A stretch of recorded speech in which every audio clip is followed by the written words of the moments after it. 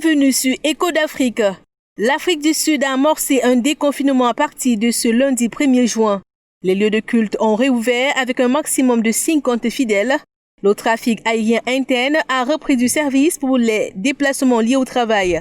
L'interdiction controversée de la vente d'alcool décrétée au début du confinement a également été levée à condition qu'il soit consommé à domicile uniquement et ne peut être acheté que du lundi au jeudi.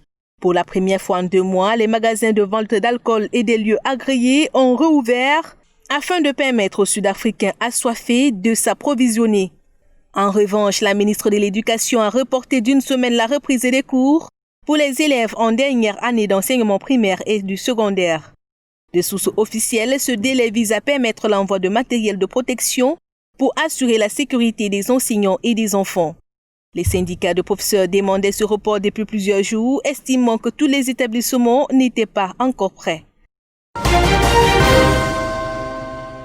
Pendant ce temps, au Congo, les élèves des classes d'examen reprennent les cours ce mardi 2 juin après un peu plus de 2 mois de vacances forcées à cause du coronavirus, dont plus de 600 cas de contamination ont été recensés dans le pays.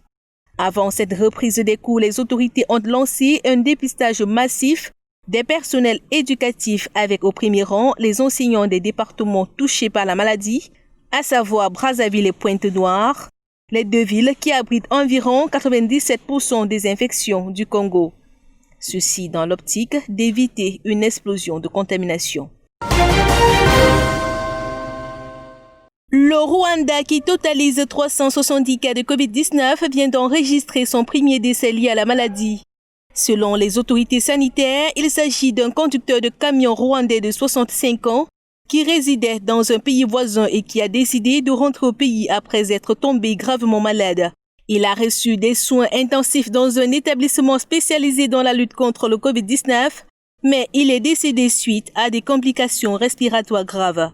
Au lendemain de ce premier décès, les autorités ont décidé de suspendre les mesures d'assouplissement annoncé comme l'autorisation des déplacements entre les différentes provinces et la capitale Kigali, ou la reprise des activités des conducteurs de moto qui devaient entrer en vigueur le 1er juin.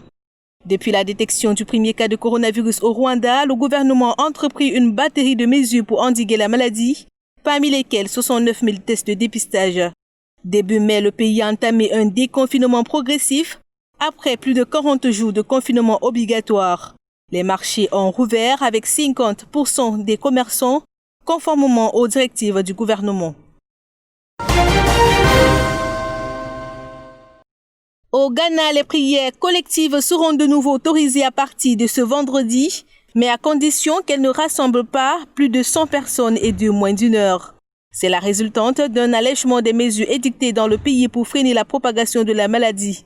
Le président Nana Akufo-Addo a aussi annoncé l'organisation à nouveau des cérémonies de mariage, des conférences, des activités politiques, mais également sont dépassé la barre des 100 participants. Toutefois, les frontières restent fermées et les festivals et événements sportifs sont toujours interdits. Et puis, outre le coronavirus, la République démocratique du Congo a officiellement déclaré lundi une 11e épidémie de fièvre hémorragique Ebola sur son sol. Ceci après la résurgence d'un foyer dans le nord-ouest du pays qui a fait près de 4 morts pour 8 cas détectés. Cette 11e épidémie vient s'ajouter à la 10e, toujours en cours dans l'Est. 2 vaccins non homologués ont été utilisés sur plus de 300 000 personnes, dont cette épidémie d'Ebola encore en cours dans cette région. Il s'agit de la 2e épidémie la plus grave dans l'histoire de la maladie, avec 2280 victimes depuis sa déclaration le 1er août 2018.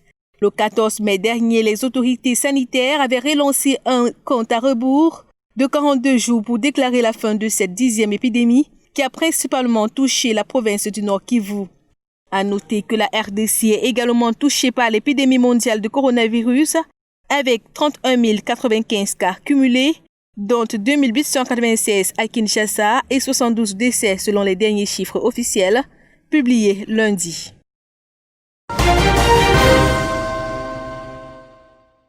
Après les violences frontalières de la semaine dernière, l'Éthiopie et le Soudan tentent d'apaiser les tensions.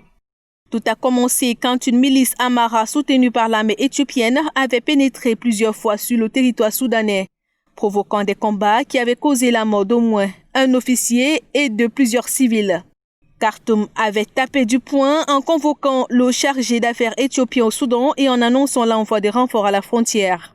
Mais dimanche, Khartoum a baissé le ton et proposé des patrouilles conjointes afin d'assurer la sécurité de la frontière.